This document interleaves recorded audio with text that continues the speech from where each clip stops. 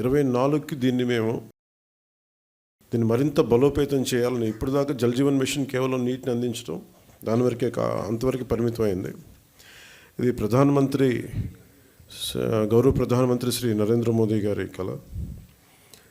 ఇది కనీసం రోజుకి ఒక 55 లీటర్లు నీళ్లు సగటున మనిషికి ఇవ్వాలి అని, అది కూడా పరిశుభ్రమైన నీరు ఇవ్వాలి అనేది అల్టిమేట్ గోల్. ఏంటంటే జల్ జీవన్ మిషన్కి సంబంధించి నిరంతరం నీటి సరఫరా ఉండాలి ప్రతి ఒక్కరికి అనేది ఆకాంక్ష, ఆశయం. దాంట్లో కనీసం ముందస్తుగా కనీసం 55 లీటర్లు కనీసం ఇవ్వాలి అనేది ఆకాంక్షతోటి స్టార్ట్ అయింది.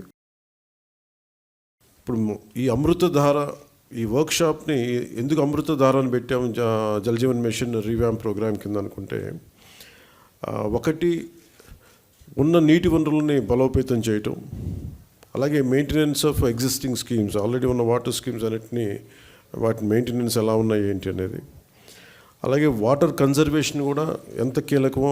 దీన్ని జల్ జీవన్ మిషన్లో లేదు, కానీ ఇది మనం తీసుకున్న తర్వాత కొత్త ప్రభుత్వం ఎన్డీఏ ప్రభుత్వం వచ్చిన తర్వాత మనం తీసుకునేవి వాటర్ కన్జర్వేషన్ కూడా చాలా కీలకమైంది. అలాగే ట్రైనింగ్ అండ్ కెపాసిటీ, ఒకటికి ఉద్యోగస్తులకే కాకుండా ప్రజలను కూడా దీంట్లో భాగస్వామ్యం చేయాలనేది ఒకటి. అలాగే దీంట్లో ఈ ఐటీ సిస్టమ్స్ ద్వారా దీన్ని మనం స్ట్రీమ్లైన్ ఆపరేట్ చేసే విధానం, అలాగే గ్రీవెన్స్ రిడ్రెసల్, ఏమైతే నీటి సరఫరాలు ఇబ్బందులు ఏమున్నాయో రిపీటెడ్గా వచ్చే అవుట్ ఆఫ్ మెయింటెనెన్స్, వాటికి కూడా ఒక విధి విధానాలని రూపొందించడం, అది దీనికి సంబంధించి ఈ అమృతధార సంబంధించింది.